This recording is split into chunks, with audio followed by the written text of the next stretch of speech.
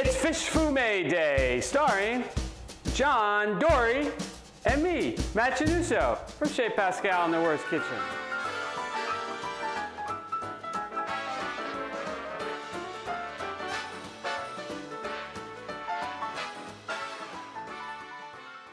In order to make fish fumet, which is in the category of stocks, but the one difference between a fish fumet and any of the other stocks that we've discussed or will be discussing is that you sweat the vegetables, which means you cook them first, then you add your carcass, then your water.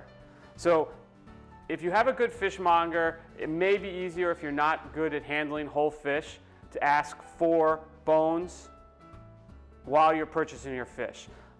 I happen to get in a beautiful John Dory. This is a fish that is found in the waters of Rhode Island, where our restaurant is found in Providence.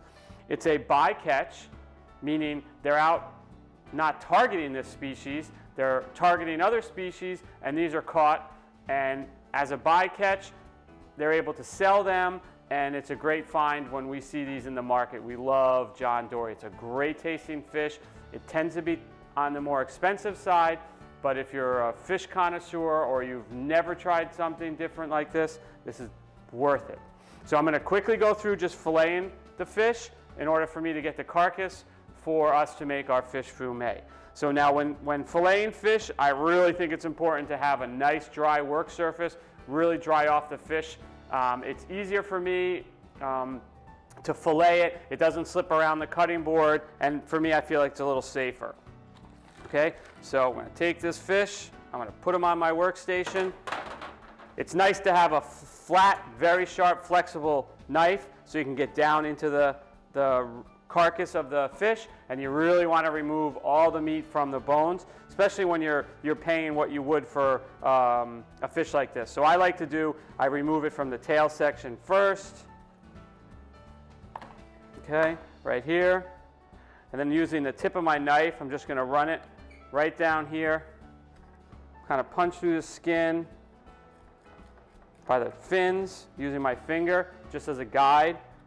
Now this fish came in already gutted through my fishmonger, which is a nice little feature, just like that, and again like this.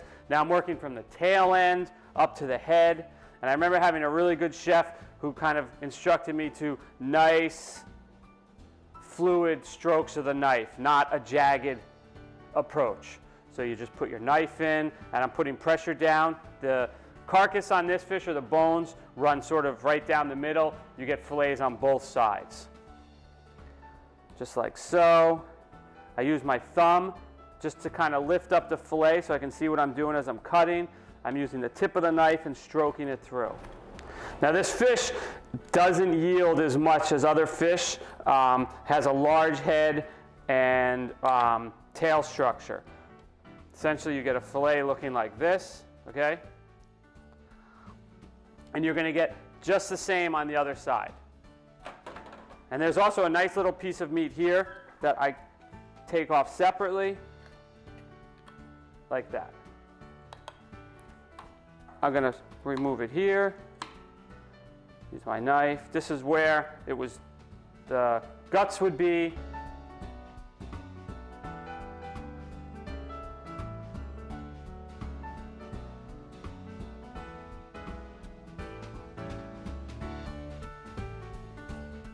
Now that I'm back, I've cleaned up my fish carcass. Now what I actually use is this cleaver. Sometimes you just have to really whack through those bones. It's a little messy, and it's definitely a challenging thing to deal with making fish fumet. Another thing that you can use, which we use a lot here at the restaurant, quahogs or larger clams. I think they make a really good stock. We put them in, it would be similar to how we do this fish fumet. The only difference is that once the clams open, I actually remove the clams. The stock is pretty much done because I want to be able to utilize the clam meat for making something that's very popular here in Rhode Island called stuffies. Okay, so again, if it's a little intimidating dealing with whole fish, but you do want to make a nice fish broth or bouillon, definitely think about using quahogs. They're inexpensive and I think they make a really good stock, especially if you want to make chowder. In order to make chowder, you need a good clam stock. So again, making fish fumet, we're going to actually start with sweating vegetables. So for the vegetables that we use for fish fumet, we would call it a white mirepoix, meaning it's light colored vegetables. It's not altering the color of the fumet. We want the fumet to be very clear and neutral. Now remember, all the stocks that we do are the foundation or the beginnings of something else. So I'm not adding wine. I'm not overly reducing it.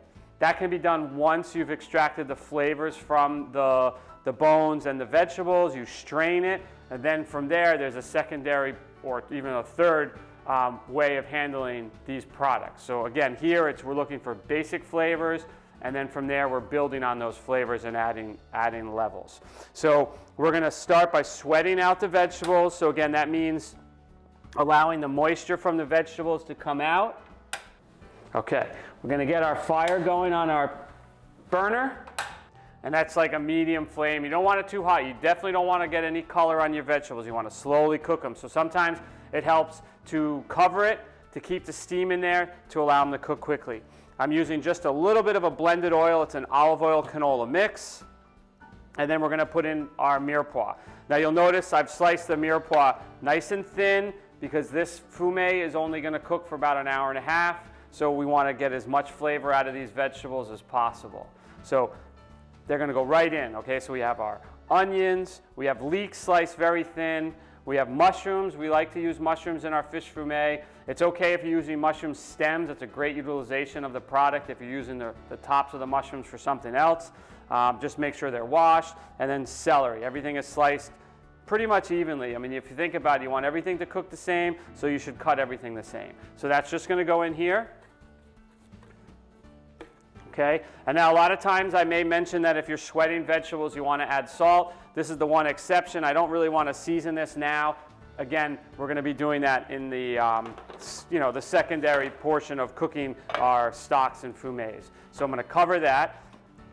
Our bones are still here. Now one thing, dealing with leeks, if people aren't familiar with how leeks grow, they spiral around the center. They are sand and dirt magnets, okay? So it's really important that you clean leeks properly because you definitely don't want any grit in there.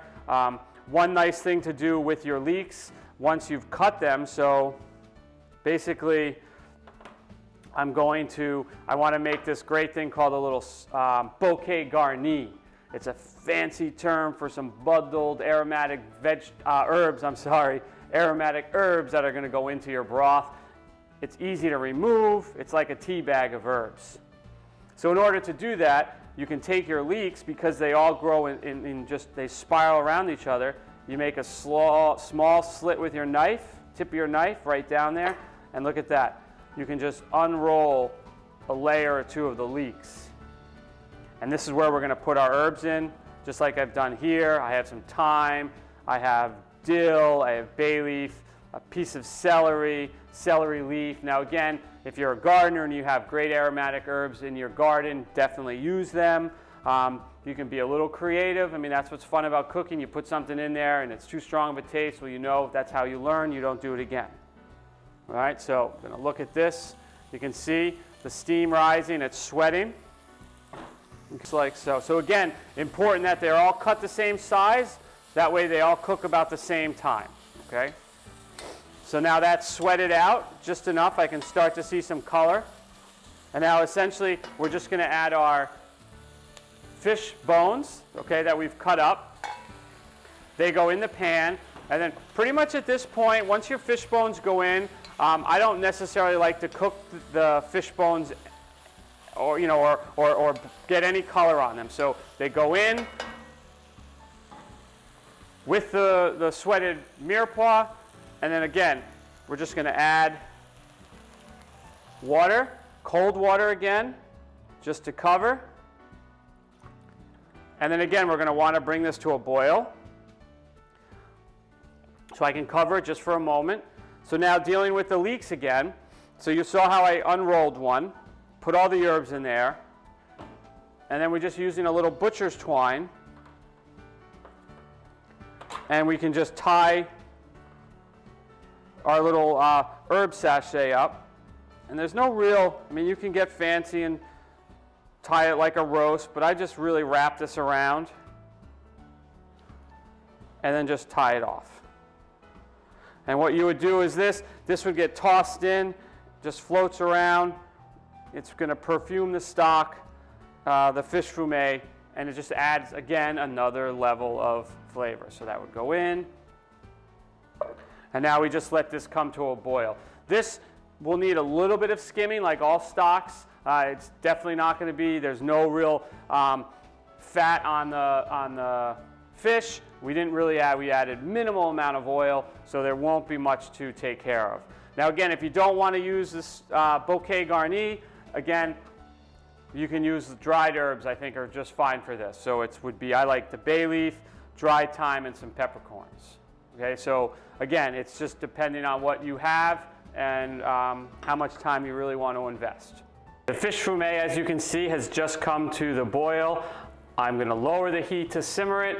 This will simmer for about an hour to an hour and a half.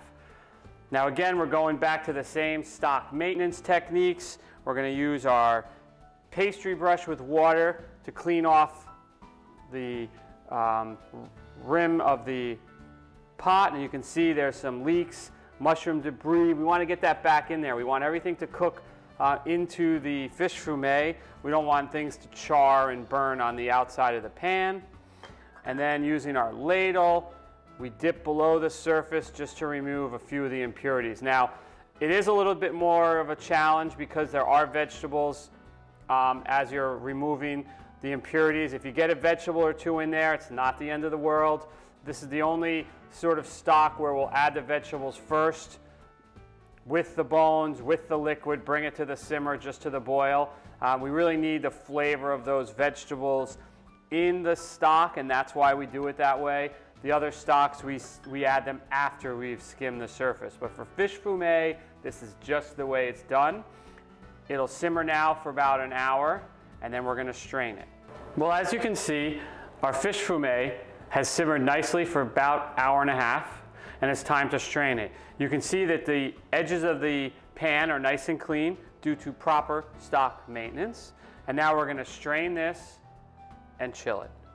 So again, we're going to use either a chinois or a fine basket strainer. And then we're going to just strain this and refrigerate, freeze it, or again, utilize it in the next day or two to make chowder, fish sauce, anything you like. So dump this in, just like so. Just watch out for splashing. Again, this product can be really utilized in a compost bin. We're fortunate here at the restaurant to have a company that comes and picks up our compost weekly.